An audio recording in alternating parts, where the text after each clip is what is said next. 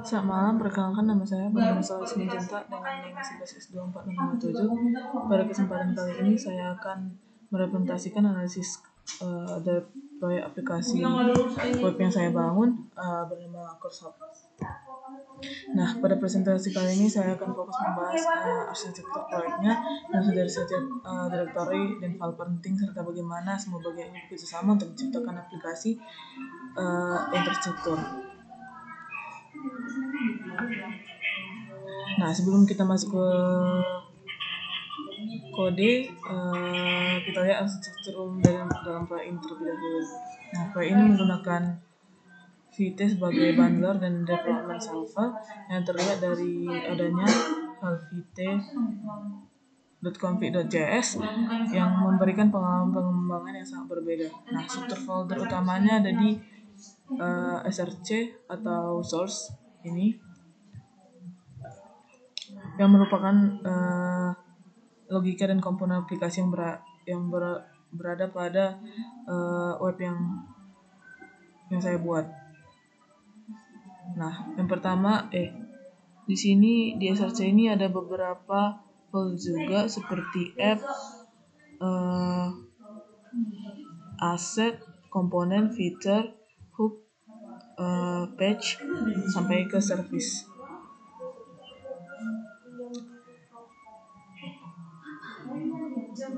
Nah, di dalam folder src ini juga ada app dan index atau main JSX, di mana main JSX ini titik masuk atau entry point dari Rake, sedangkan app JSX itu komponen utama yang mengatur layout dan routing. Aplikasi React dimulai dari file public index.html. Ini adalah satu-satunya file HTML yang dilihat oleh browser. Di dalamnya biasanya adalah sebuah kosong ID root. Nah, selanjutnya di main.jsx ini akan mengambil alih file yang berfungsi untuk menyuntikkan atau merender aplikasi React kita ke dalam div dengan ID root tadi. Nah, di sini kita biasanya menghubungkan aplikasi kita dengan store dari Redux. Dari main.jsx ini kita masuk ke komponen src app.jsx ini. Nah, ini sebagai komponen induk dari semua komponen lainnya. Di sini kita bisa mendefinisikan layout umum seperti navbar atau header dan footer, serta mengatur sistem routing atau navigasi antar halaman.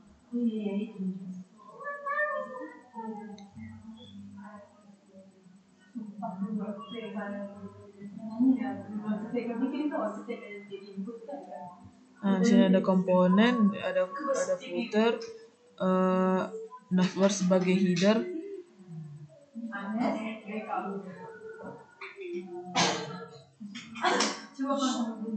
Nah, salah satu kekuatan utama React itu adalah konsep komponen. Proyek ini membagi-baginya dengan baik.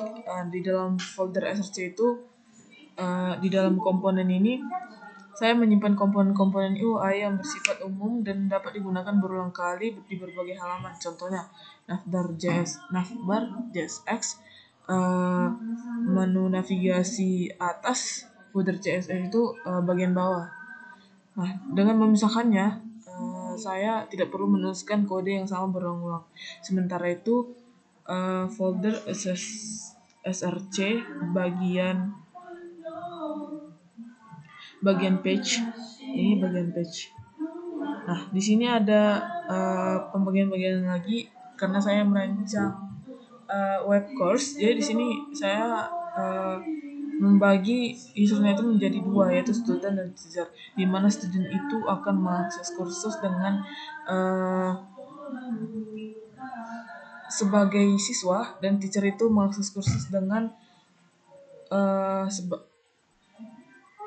tampilan-tampilan yang bisa digunakan oleh guru ataupun si pembuat kursusnya. Jadi si guru ini memiliki akses untuk membuat kursus di halaman web ini. Jadi berdasarkan peran, yaitu di sini student dan teacher ini praktik yang cukup baik digunakan untuk sebuah proyek besar. Karena biasanya untuk halaman web itu aksesnya dibedakan berdasarkan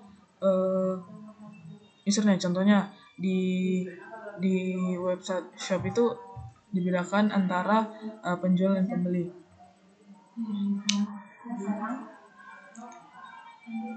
Selanjutnya kita ke folder features. Nah,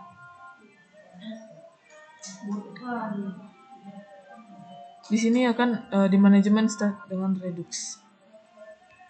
Di sini ada out APA.js yang mengelola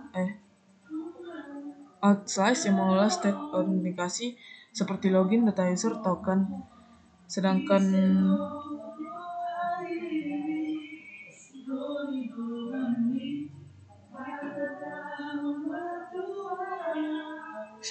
course slice itu mengelola state terkait kursus seperti daftar kursus, detail, dan lain-lain. Nah, untuk aplikasi yang kompleks, pengolahan data atau state bisa menjadi lebih sulit biasanya. Nah, proyek ini menggunakan Redux Toolkit yang bisa kita lihat dari adanya file-file dengan nama /.js di dalam folder src atau lebih tepatnya di features. Nah, folder features ini mengelompokkan semua logika Redux berdasarkan fungsinya disebut slice. Dalam fitur folder out kita punya outslice.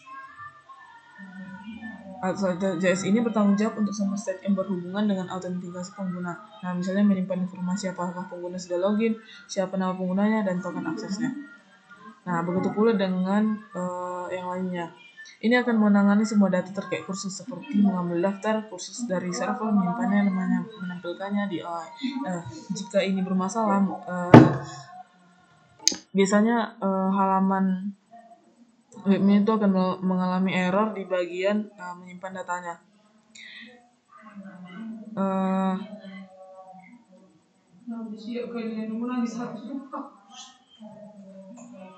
Nah, selanjutnya mungkin kita langsung ke interaksi dengan server.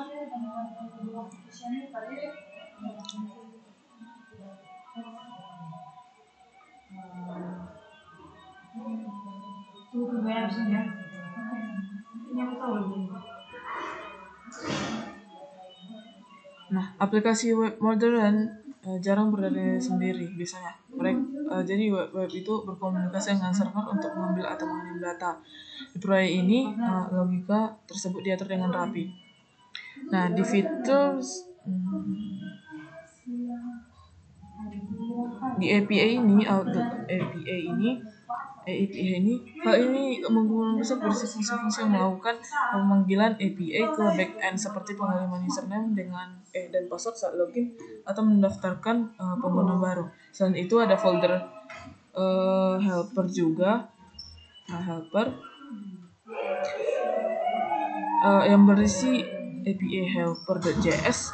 Nah, file helper seperti ini biasanya berisi konfigurasi umum untuk APA seperti base URL dari server atau fungsi untuk menambahkan token autentikasi ke setiap request yang dikirim.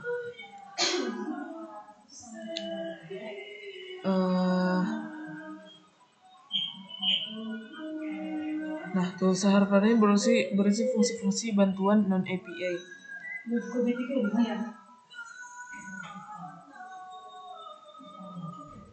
Nah, yang terakhir itu mungkin ada beberapa direktory pendukung yang penting seperti folder hook. Nah, di sini ada use input.js yang merupakan custom hook, sebuah fitur canggih dari React untuk mengekstrak dan menggunakan kembali logika yang memiliki state. Nah, hook di use input ini kemungkinan besar digunakan untuk menyederhanakannya pengolahan nilai dari elemen form seperti input. Nah, untuk styling, proyek ini menggunakan pendekatan gabungan. Nah, jadi ada beberapa file CSS global seperti index.css, app.css, dan index.css. Nah, dan ada juga style CSS yang lumayan spesifik seperti style home.css ini yang hanya akan mengatur tampilan di bagian home untuk dashboard teacher. Nah, pada intinya Photoshop ini adalah aplikasi yang memisahkan UI, component page, logika data, dan komunikasi server secara struktural. Jadi arsitektur yang seperti ini membuat scalable atau mudah dikembangkan dan maintainable atau mudah dengan adanya arsitektur seperti ini, kita lebih mudah menemukan atau mengelola proyek yang sebelumnya kita buat. Mungkin akan saya tunjukkan sekilas tentang tampilan web yang sudah berhasil dibuat melalui proyek ini.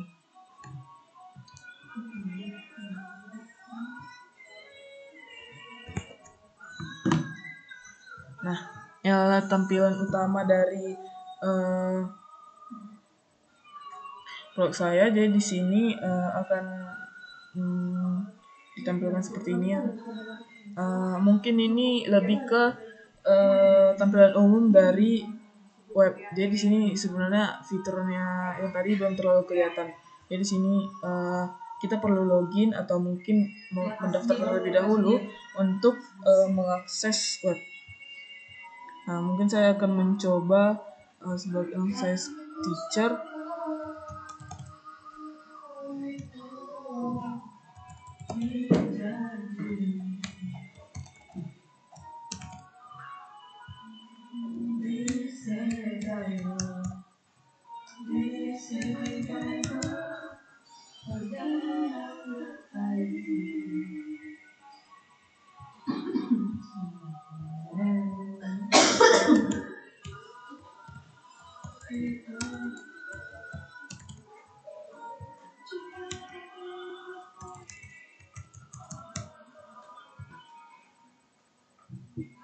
Nah, jika kita login sebagai guru atau teacher, sini dashboardnya itu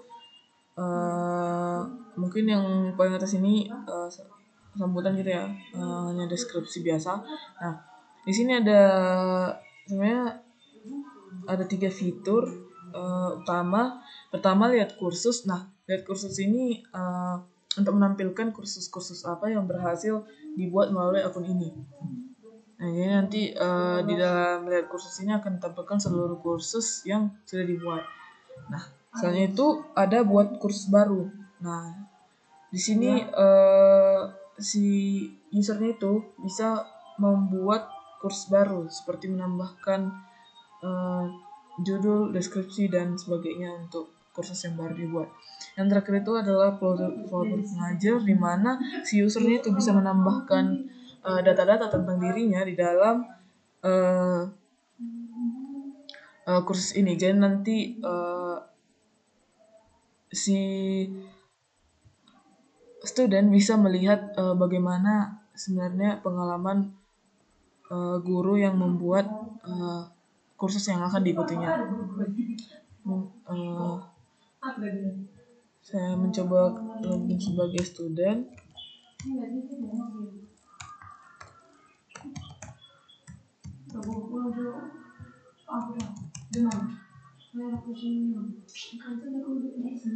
Nah, di sini sebenarnya tidak jauh berbeda dengan kalau tampilannya tidak jauh berbeda dengan yang teacher tadi. Cuman di sini bedanya mungkin lebih ke